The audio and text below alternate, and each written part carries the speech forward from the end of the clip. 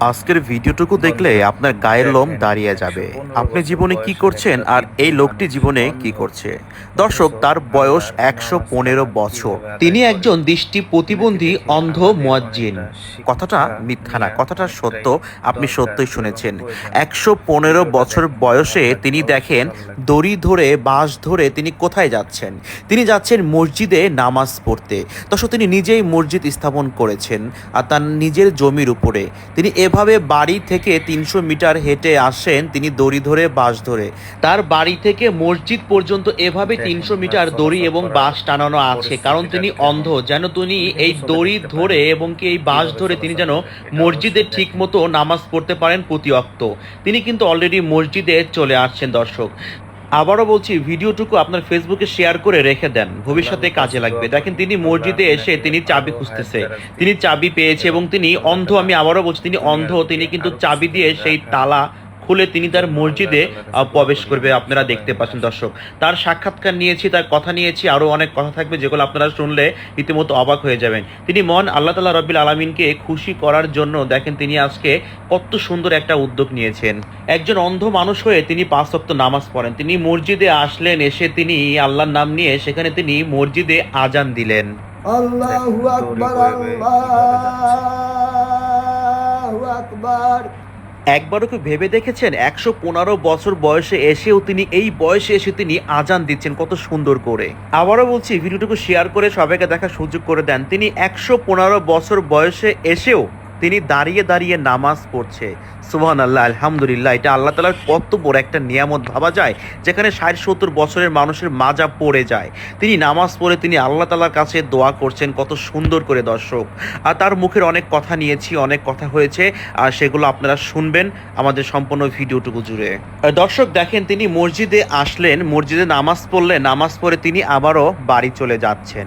তার মুখে অনেক কথা আছে, কি বিষয় কি আশায় সবকিছু আপনারা শুনতে পারবেন। ওই দূরে তার বাড়ি। তিনি মসজিদ থেকে ৩০০ মিটার তিনি এভাবে দড়ি এবং কি বাঁশ টানিয়েছেন, তিনি সেভাবে যাতায়াত করেন।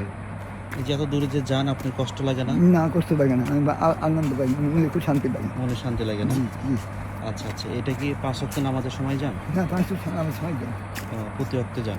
ওই আসেন নামে যাই, আসেন নামাজ পড়ি, মাগরিব পড়ি, এসে পড়ি বাড়ি থাকি, আবার শ্বাসে ও, আসরের সময় যান, আবার ঈশা পরে তারপর বাড়ি? মাগরিব পড়ি, এসে পড়ি বাড়ি আসি, দুপুরে বাড়ি আসি। মনের কাছে কতটুকু শান্তি লাগে আপনার? খুবই শান্তি লাগে। এই কাগজ কলম দিন দেখি, এখন আমি কাগজ বানায়, গাছ বিড়ি করবো, ইয়ে বানায়, সাগর জল ইয়ে কালি বানায়, দেখি শেষ করার জন্য একটা শান্তি লাগে আমার। এত শান্তি লাগে সব কিছু তো আল্লাহ তাআলাকে খুশি করার জন্য। আল্লাহকে খুশি করে, আল্লাহ রসুলকে খুশি করার জন্য। আচ্ছা, বয়স আপনার মোটামুটি এখন কত বছর চলে? ১১৫ বছর।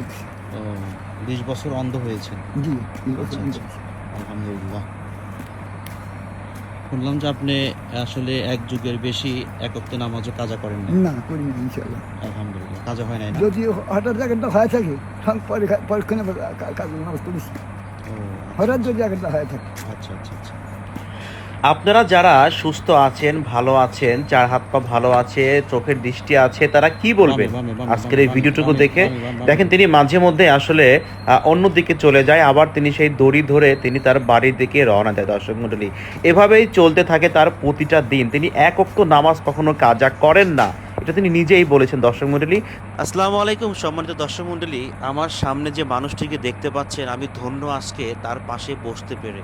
তার ১১৫ বয়স, আলহামদুলিল্লাহ বলেন সবাই।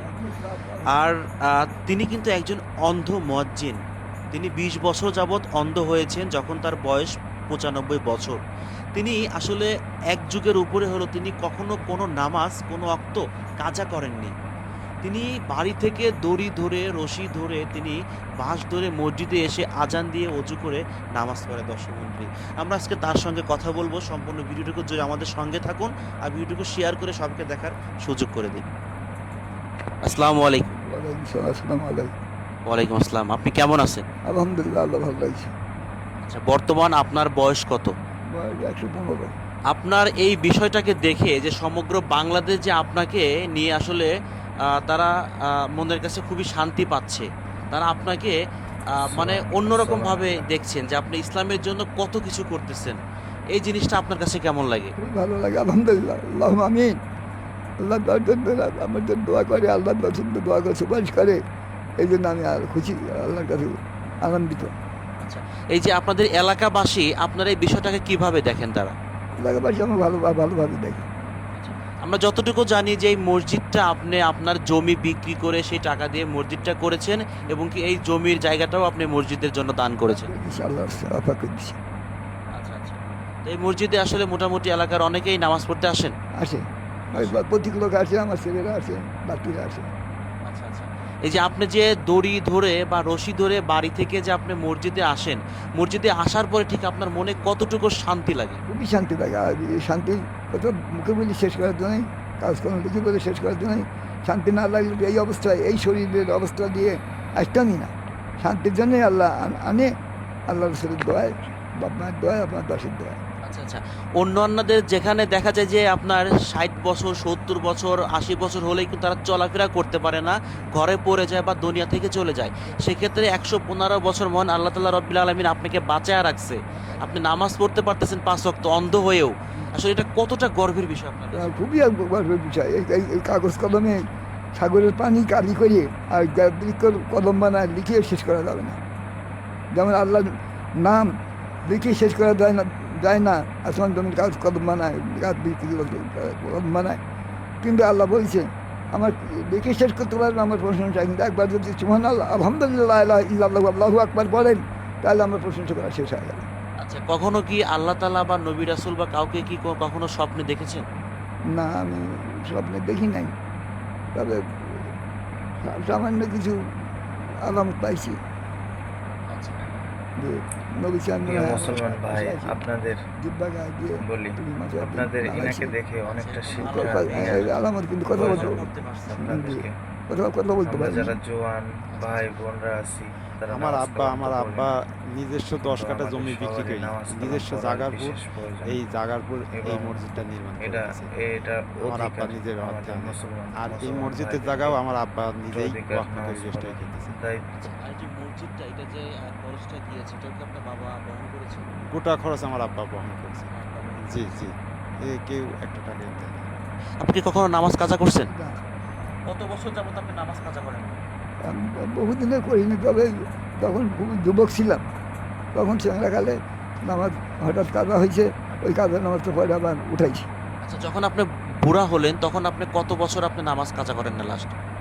বড়া বড়া নামাজ কাজা না হয় বলতে চলে, হঠাৎ হলেও যদিও হয়ে থাকে, তাহলে আমি এই কাজের নামাজটা পরে রূপন খরচ করে দিচ্ছি, করে দিচ্ছি। আমার আব্বা আলহাজ আব্দুর রহমান মোল্লা, ওনার বয়স মোটামুটি 115 বছর। উনি গত 2011 সালে আমার বড় ভাইকে সঙ্গে নিয়ে তিনি হজ করেন, হজ পালন করেন। হজ করে আসার পরে আমার আব্বা সিদ্ধান্ত নেন যে আমি হচ্ছে একটা মসজিদ ঘর দিব। আমার আব্বা একটা ওয়াজে শুনছিল যে একটা মসজিদ ঘর দিলে তার জন্য জান্নাতে একটা তার জন্য একটা ঘর নির্ধারণ হয়, এরকম একটা হাদিস শোনার পরে আমার আব্বার মনের মধ্যে এই চিন্তা ভাবনাটা হয়। তো তখন আমার আব্বা বলে যে আমার রাস্তার পাশে একটা মসজিদ ঘর দিব। তখন এই জায়গাতে আব্বা সিদ্ধান্ত নেয়। তখন আমরা সাপোর্ট করি এবং আমার আব্বাকে সর্বোচ্চভাবে আমরা সহযোগিতা করে এই মসজিদটা নির্মাণ কাজ সম্পন্ন করি এবং আমার আব্বাকে বাসায় থেকে রশি টাঙিয়ে দেই রাস্তা পর্যন্ত। সে প্রতিনিয়ত এই রশি ধরে ধরে আসেন এবং আমার আব্বাকে একটা মোবাইল ফোন কিনে দেই। সেই মোবাইল ফোনে আপনার এলার্ম বাজে, সেই এলার্মের সময়ে তিনি 5 ওয়াক্ত নামাজের আজান দেন এবং আমাদের বাসায় যে সকল ছেলেপেলে আছে সবাই এবং পাড়ার যে সকল পার্শ্ববর্তী মানুষজন আছে সবাই এসে আমার আব্বার এই আজান দেওয়ার পরে তার সাথে জামাতে নামাজ আদায় করেন। এবং রমজান মাসে আমার আব্বা এই সেহরির সময় সকল মানুষকে ডাকেন সেহরি খাওয়ার জন্য এবং সব সময় মানে ইসলামের পথে ইসলামের কথা বলেন এবং মানুষকে দ্বীনের পথে আসার আহ্বান জানান।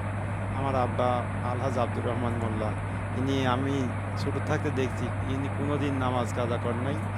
শত ব্যস্ততার মধ্যে দিয়েও সে নামাজ পড়েছে। আর এই মসজিদ দেওয়ার পর থেকে, হজ থেকে আসার পর থেকে 5 ওয়াক্ত নামাজ এই মসজিদে আজান দেয় বা 5 ওয়াক্ত নামাজ এই মসজিদে, অন্য কোনো জায়গায় থাকে না। এই যে আপনার আসলে কবে থেকে পরিকল্পনা মনে হলো যে আপনি বাড়ি থেকে রশি টানিয়ে আপনি ঠিক রাস্তা পার হয়ে মসজিদের এই পাশে আসবেন, যেহেতু আপনি একজন অন্ধ মানুষ?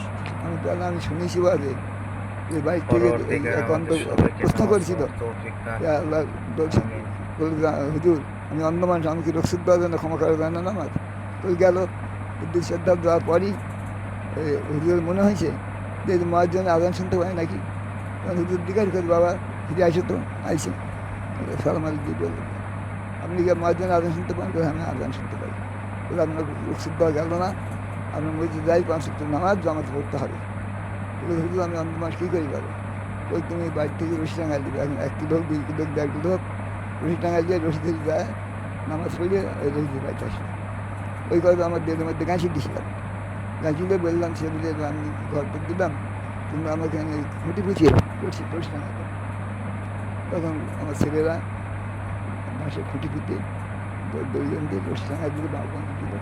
ওই বাঁশ ধরে ধরে আসে রশি দিয়ে আসে কি ওই বলেন? মসজিদে আসে আজান দিয়ে 5 ওয়াক্ত নামাজ জামাত আদায় করতে আদায় করা হচ্ছে। আলহামদুলিল্লাহ আল্লাহ আমি আল্লাহ রসুলের দোয়া আপনার দাসের দোয়ায় এইভাবে আমি নামাজ আদায় করতেছি। তো আপনি কত বছর বয়সে অন্ধ হয়েছিলেন? আমার এখন ধরি নেন যে আমার বয়স 115, তার মধ্যে অন্ত হয়েছি 20 বছর। 20 বাদ দেন 20 বাদ দিলে কত বছর হয় দেখেন। তা আপনি সর্বশেষ দেশের জনগণের উদ্দেশ্যে বা যারা মুসলিমপন্থী যারা আছেন তাদের উদ্দেশ্যে কি বলবেন, বা যারা অন্ধ?